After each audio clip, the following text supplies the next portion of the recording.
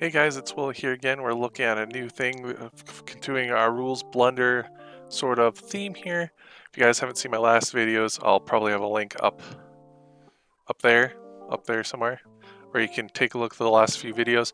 Idea behind these channels, if you're new to it, this series, is we take a look at some of the RPGs and board games and stuff that I've collected or checked out online or played myself, and I kind of just review them, flip through the books, tell you what it's kind of about, and maybe even potentially make a character sheet with you if you're interested in it. So going into it, as you can see here on the screen here, we have one I've been kind of sharing with people for the longest time. This is a old RPG that was made, old but new. It was definitely 2000s. It was made in. It is definitely some older one. It's definitely a niche sort of indie developed book and is no longer really in print anymore and really hard to find outside of Amazon or used bookstores. And even then, it's really hard to find. And you're going to be paying a lot more than what you should be for what it is, but it is definitely worth checking out. If you ever grew up with Redwall or a lot of those animal-based fantasy shows like Robin Hood and stuff from Disney, you're going to get a good feeling from this game. And what this is a D&D-esque anthropomorphic based RPG system. So what makes this game company cool in the game is that it is a darker fantasy, a more Game of Thrones-esque fantasy. So like a low fantasy setting, not a high one like D&D. It's got a lot of political espionage in it. It's got an emphasis on reading your character races and sort of culture's background and heavily playing on it. You're going to be doing a lot of Waterdeep-esque stuff here. You're not going to have your big wizards casting huge fireballs or your paladins fighting hordes of zombies. You're going to have a knight who's worked his way through the guard, like Night Watch or something, to finally get close enough to a royal member, not even like the royal family, maybe a duke or something in their court, to maybe get some leeway to help a city that they grew up in to gain some fresh water or something. Or you're going to go out and assassinate somebody because you're a criminal and you're basically getting punished to death, but you ended up surviving, and now you're Robin Hooding your way through the kingdom to get money to the poor and to the rich. So it's a lot of that, meets a sort of that D&D setting. So if you're into a game where you like to play the underdog, where you're fighting the system, or maybe you're playing the other players or the NPCs to gain power in your kingdom and stuff, where you really like reading lore and playing games because you took the time to read a character's backstory and stuff without it being just over the top and being outclassed because some guy min-maxed in a game, this is one I'd highly suggest checking out.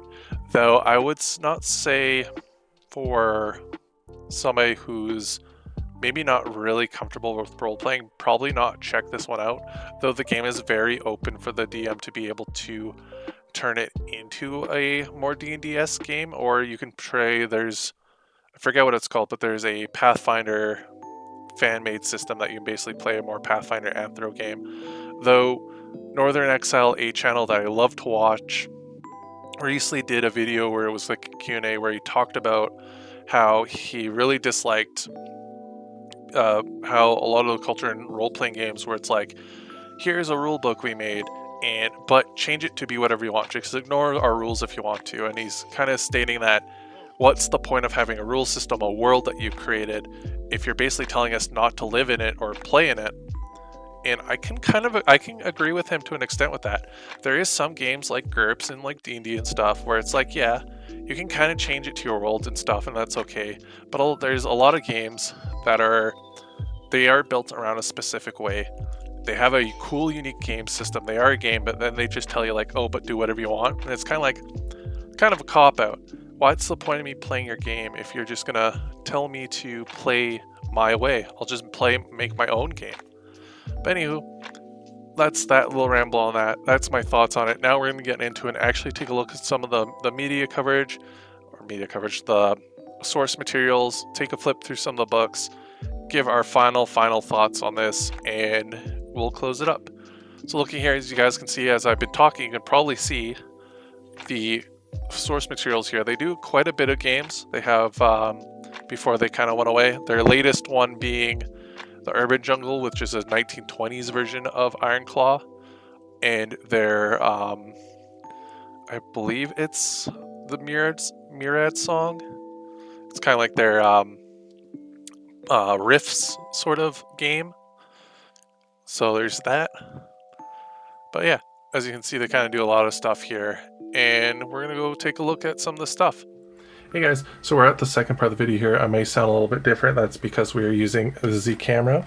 So as you can see here, ignore the glare, that's the light. I gotta find a way to, you know, cover that. We have the books here. So these are the 2 core books you'll need. I know they released on their final print a omnibus of this, which has both 2 together, though I prefer having the 2 books separate. That way you can have DM's guide and players. This is gonna have the rules for how to play. This is gonna have the rules for how to DM and have NPCs, the lore, the main lore of the rule, because there is actual novels you can buy that go more in depth to a specific area that has like specific species. So maybe one area has, you know, foxes, wolves, sheep, stuff like that, whereas another one will have weasels and bats and deer and stuff. And in the back of those books, they'll have extra options you can play for those races or give you some story hooks to make a character. So we're going to quickly go look into that, starting with the player's handbook here. So as you can see, and then there's a book back here, we'll get into it. Now, how they used to make these older books before they went to the omnibus is there was a hardcover version and a paperback version. Now this is the 2nd edition book, but from what I've seen online, things that were like the Jade, Book of Jade and stuff worked with both editions. Whereas this is just an updated rulebook that I believe had some FAQs added to it, had some extra outsources added into the book for those who may no longer be able to buy those old novels and stuff. So it's in there. The other big difference is the hardcover books have colored pages, whereas the paperback books actually have black and white pages. So that's another one to get notice of. And of course we have the back here, kind of explains the stuff, barcode, and their website. So flipping this open, as you can see here, that really nice art.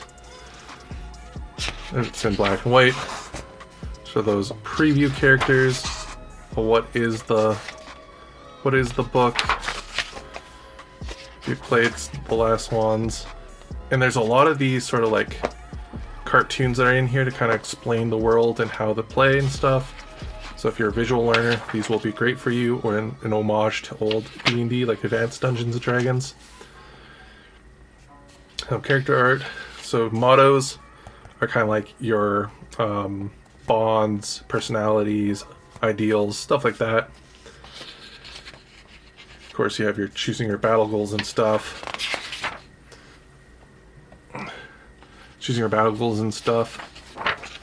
We have explain what your character sheets are. Then we have your species. Starting here, we have our armadillo. This is from the core book. Other ones added things. You have badger. Now, my pages are going to start getting a little, for the next few, are going to be more faded. That's because where I had this book placed originally, unfortunately, the sunlight got to it and did dry out some of the ink / sun, sun stain it, so it's grayed out.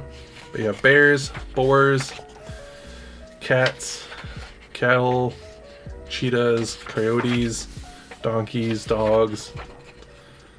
You got some deer, foxes, you got goats, gorillas, lynx. So basically any sort of creature you want to play, you have that in here. And there's quite a lot. And they kind of have see how they kind of show what they mean. Now here's your career. So this is kind of like your starting equipment, your starting gifts and stuff, your what they call trappings is your gear list and your skills and stuff. So you have your wizard, your miscreant, your different versions of rogue, basically bounty hunters, bodyguards, You have more here. You get a few pages of these. Then you have your skills. So this kind of like explains what they are. Physical, they're social. You have skills, how to use them in a nice thing there. And move quickly here. Here's your gifts. So these are your how do you combat, how do you spell, how do you do spells, how do you find things, do you gain, you know, survival, do you gain perception. It is all in here. This is how you actually create your class. So if you're a fan like me who liked Pathfinder's feat system, this is that. So this is, or you like how the D&D feat system combined a bunch of feats together, but you like the creating your own class of Shadowrun, this combines the two. So flicking through here, a lot of this is just going to be gifts. More gifts and stuff. And here got some sort of magic stuff, and then of course your equipment. Everything is kind of done in stones here, so weight and stuff like the old British. So that's going to get a little used to. Glaive weapons and stuff. How to play. How to dice and stuff. Combat. Again, this is very easy to pick up. About that, I want to say D&D 3.5 to like 4th edition. It's kind of like a 3.5 meets 4th edition. Actually, yeah, it's like a what if 4th edition or Shadowrun had a 4th edition D&D. This is a what if scenario if you want to go a different way. This is definitely one to check out. It's not super complicated, though it is definitely a lot different enough to stand on its own. And of course, your example characters in the back. Now for the DM guide, on the other hand, this is a lot thicker. Again, paperback, and we have the front there. Now this one is going to be a lot more of these comics and stuff, a lot more art, because this isn't really going to have unique rules to the DM. This is going to have more rules for how to help you in your first sort of political espionage intrigue sort of game, and give you ideas, kind of like give you NPCs and stuff. It's how to like doing rules and stuff, how to interact with, you know, their skills and gifts they're going to get in challenges, DCs and stuff. But you're also going to get a lot about the lore, the different countries, kind of like explain the modern era of that area, their religions, their alignments, their pasts, who's kind of like, you know, prime minister, stuff like that, king. This is actually one of the books I ordered, is this covered in color. So this is like the one area, talk about like War with Goblins and stuff, where those fantasy creatures, you get like cool parts of those novels written in here as part of the 2nd edition update. Stuff, their religious past, some more cool art, things like that. The clans, you have maps, the elite of those areas, stuff like that. Supernaut. And I believe there's a little mini adventure that's in here, and then of course some more advanced stuff for like magic to give out to your players to find, enemies for them to fight. That way, again, they did this way before 5th edition D&D and advanced in like 4th edition D&D. I think this was after. I can't quite remember the original was during 4th edition or just after. But this has the books separated, so as a player you're not going to metagame, and as a DM you still have some cool sort of stuff you can throw at them, and like 10th level spells and stuff. So yeah, and how to deal with that stuff. And yeah, here's the beginning of the pre-made adventure, which is in the back here, which is this. So these are the main books here. These are the main two. So those are the ones you have to get at least to play. And as you can see here, we have the other two books that they released that are considered core books. I believe there's a martial version of this, but I couldn't find one. But you don't really need it. But this is the Book of Mystics. Again, this is a paperback. You can tell Amazon printed this because there's no side. As you can see, kind of the back here. Flipping through this, this is, as you can see, the ink and stuff. This is older. This just adds more careers and stuff that's kind of more mystical related. So you have like your druids and stuff, your different classes, your being priests,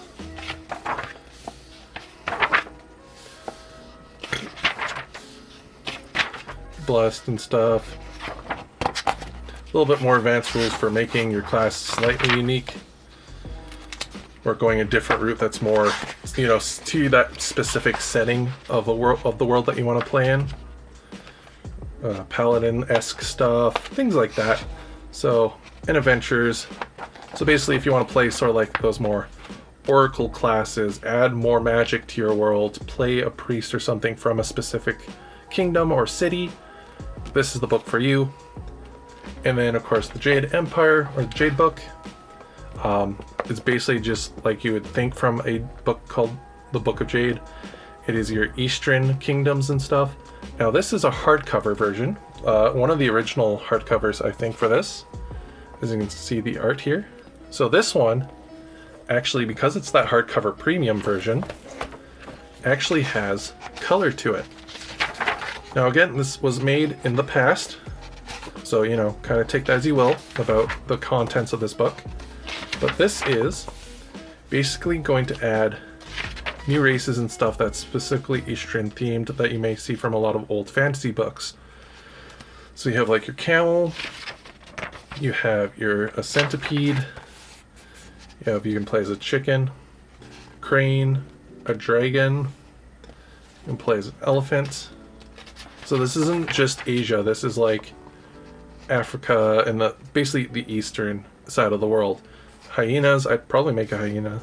You got leopards, an ox, panda, scorpions, red pandas, quilling, things like that. Sheep, spiders, and some of these might be the same in the original core book, but they have different changes to them.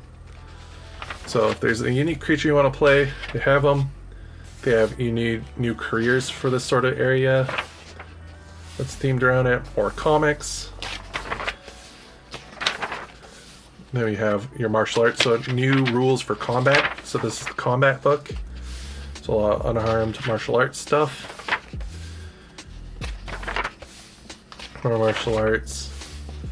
A lot more cool art. Martial arts.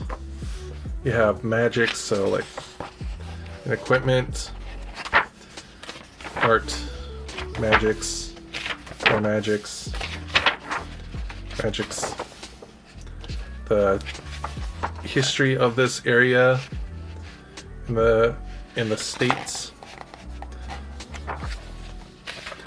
with their sort of symbols and stuff, as you can see here, and a picture of the map of their continents.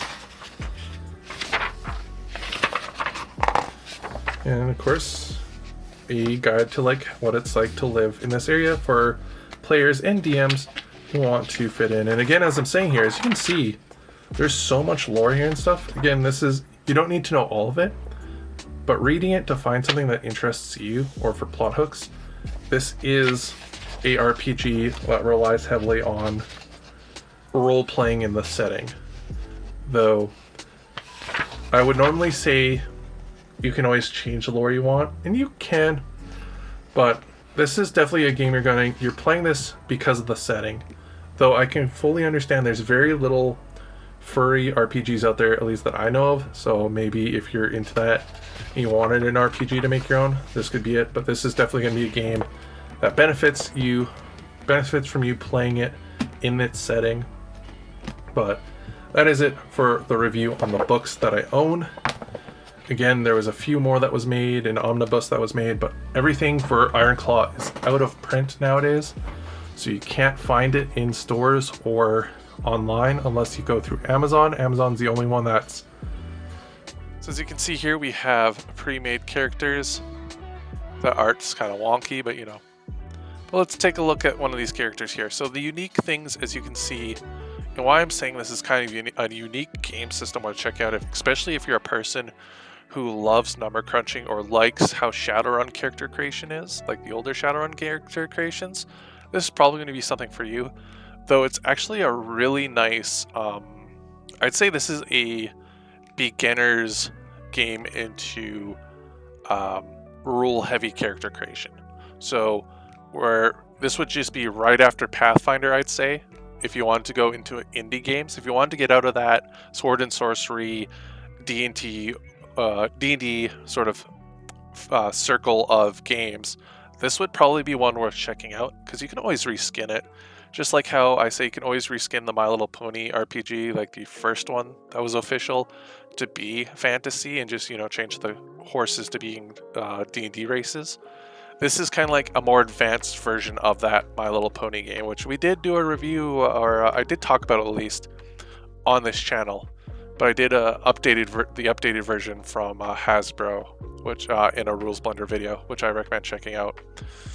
But as you can see here, we have our stats. When you create a character, you're basically given like it's like point buy from D&D. So you get a pool of resources, money, points, XP, whatever you want to call it. And you kind of select stuff, and your race and your background, sort of like your kingdoms where you come from, and your heritage, stuff like that, kind of adds to those pools. And as you can see here, everything kind of has a dice side to it. How it works is everything's kind of like a rank system. So your basic skills, like you've just learned about or you're studying it, kind of has no dice to it. It's just like a yes or no, you might pass or whatever. And then there's your D4, which is like, okay, your character's confident in trying to do it. So that's the lowest where you start. And then your highest is, I believe, a D12, and then it starts going into doubling the dice, or even a D20, and then it starts doubling. But either way, that's how it works.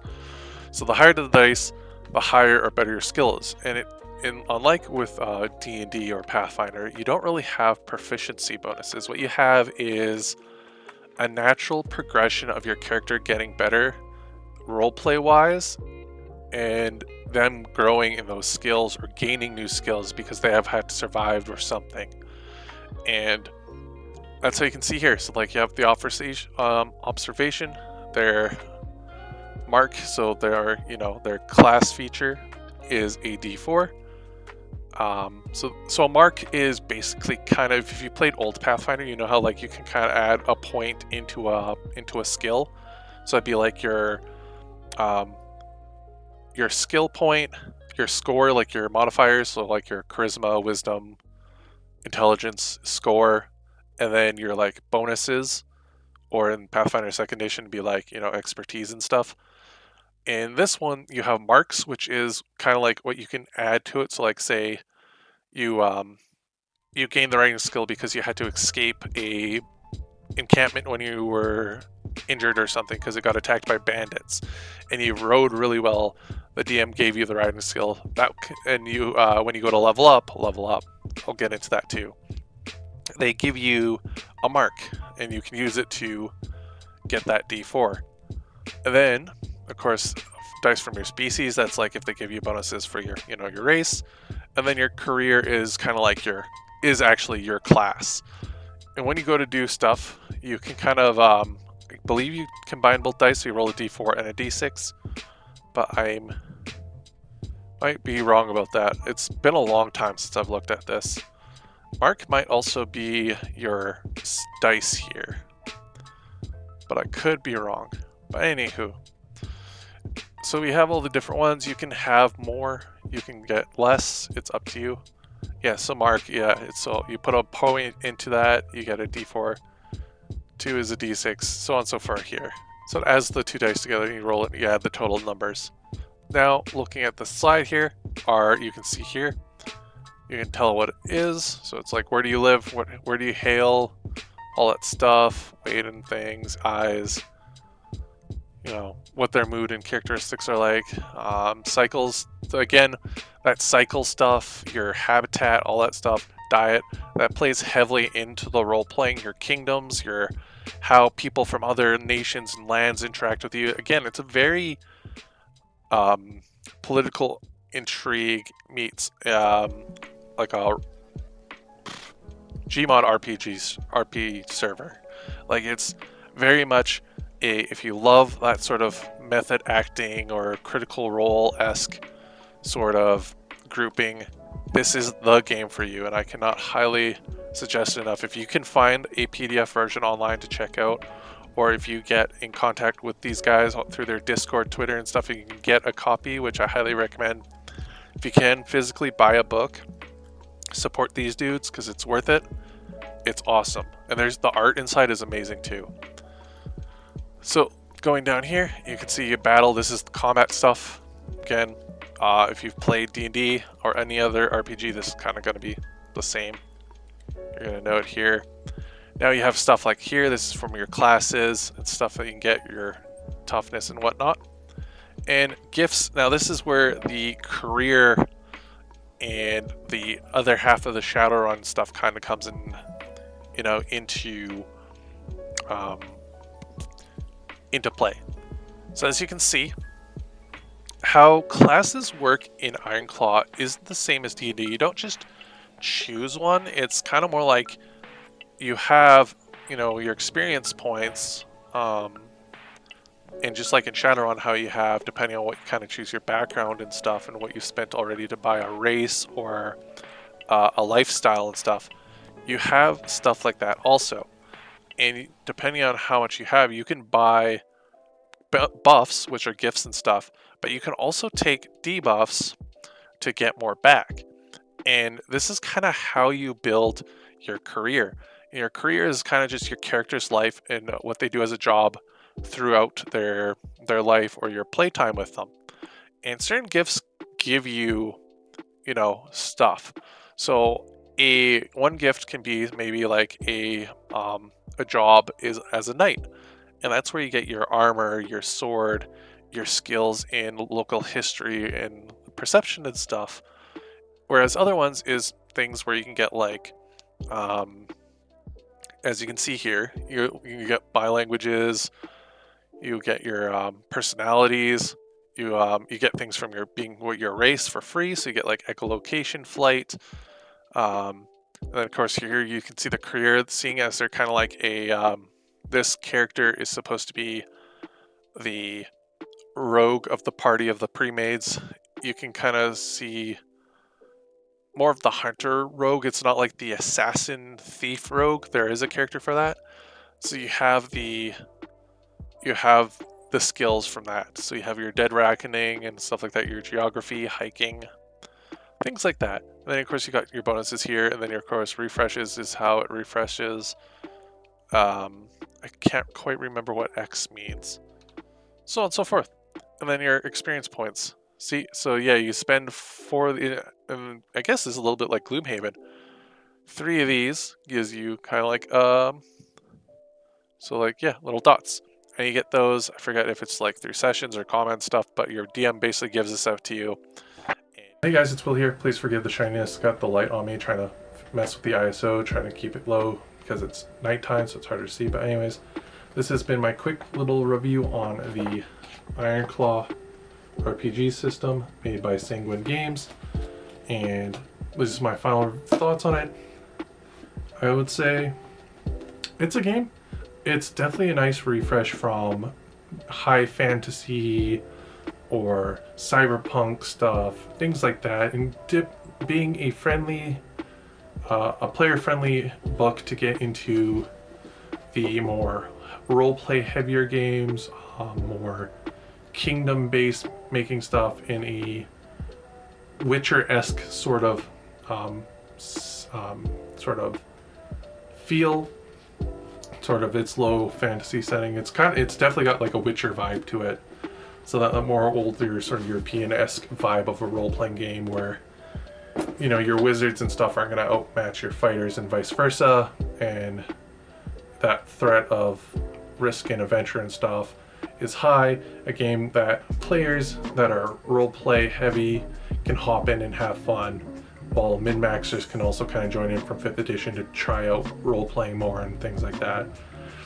Now, I'll say it's positives and negatives. Starting with negatives first. Its negatives, its major one being first of all, and it might not be the one you think it is accessibility.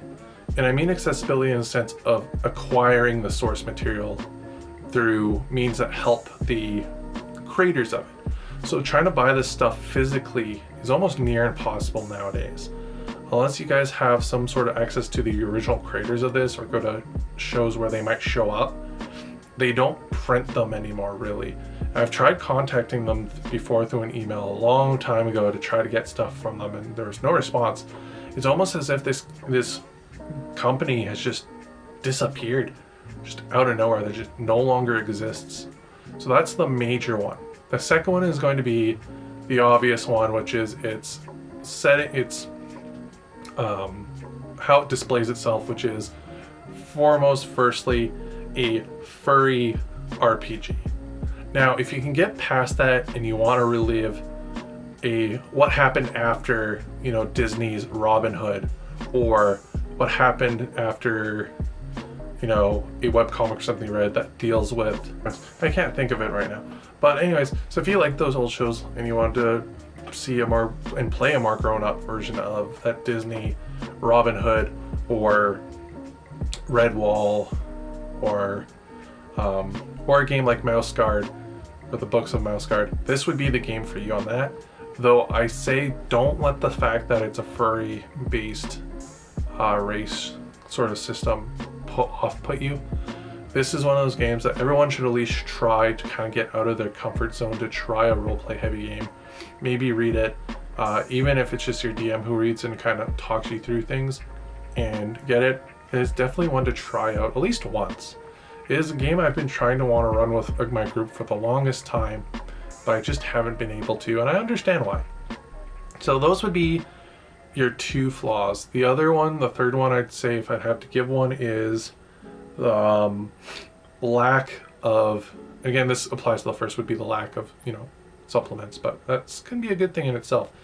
But it's the lack of player base, or trying to find something, or like even the community / creators of it pushing stuff online for people to use to keep the game alive. Now, to get into the positives of the game, and I think there's quite a bit, is, I'm just not smart enough to say them all, is it's one of the better ones I've checked out that combines a hardcore game to a beginner's game and smishes them together really well. It is complex enough to, in a unique enough system, to be its own game without trying to push to be like, hey, look, we're our own separate thing, because the whole D&D fiasco that happened like last year / this year, it was that way before. This was like, feels like it was made by people who were around during 3.5 3rd edition D&D, and as a response to 4th edition D&D, or played 4th edition or whatever, whenever this was originally released, kind of made an offshoot. Just like how Pathfinder went one way, these guys went another way. And if you wanted to play a version of D&D that was with animals, this would have been it. So if you're a fan of hearing tales of people in these older editions of D&D or Pathfinder or even Shadowrun / Cyberpunk Red, but you wanted to play fantasy, or when you flip through the book there's just so much stuff, and again, this is one where you can as a player make a character on your own while still having that a feel of your character is going to be unique compared to everyone else's, because of how you create classes being your own, customizing. There's not really a thing you're stuck in to make a class. There's that's great about it. Art is fantastic. The writing is fantastic. The getting to the point and making the rules clear enough but complicated enough that you can bend it and use it and have answers without being just a walk. So yeah, so those are some of the great ideas. There's also the fact that its lore is well written for what it is. A lot of effort was put into it. to make it its unique setting. A lot of love was put into those worlds and stuff, and the classes, and so it's great for that. Great that a player can take it home, create their character while still being in that setting. For the DM, you can read as much or as little as you want, and it's a great example of what it's like to try a game that relies heavily on the players sticking to the canon of the universe. I love the dice mechanic. Again, the same reason why I liked the My Little Pony RPG by Renegade. Not Renegade, the other one, before Renegade, was because it was like baby's first RPG. This can be teenagers' first RPG. This world definitely has a lot of where you can have the consequences of their actions be strong, especially in cities and stuff, because of the grim darkness of this sort of setting. But it can also be very lighthearted too. You can turn this into a Disney movie, basically, depending on what part of the world you play in and stuff. So it can be as dark or as or friendly as you want it to be, and it is a great system for that. So overall, all in all, what I'd finally say about the Ironclaw RPG is, if you can find a physical copy, pick up the Player's Handbook or the Omnibus if you can get it. The Omnibus is going to be your best deal for nowadays. Or I don't like saying this because I don't really support this, is if you can find a PDF version of these books online, get the PDF. But it is definitely a system I love. It is a system I want to run. It is a system I spent a good chunk when I first bought this a long time.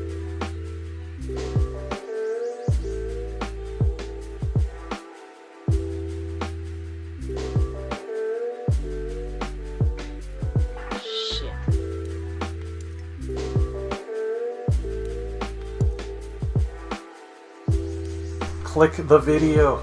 Click it. Click the video. You know you want to. Click it.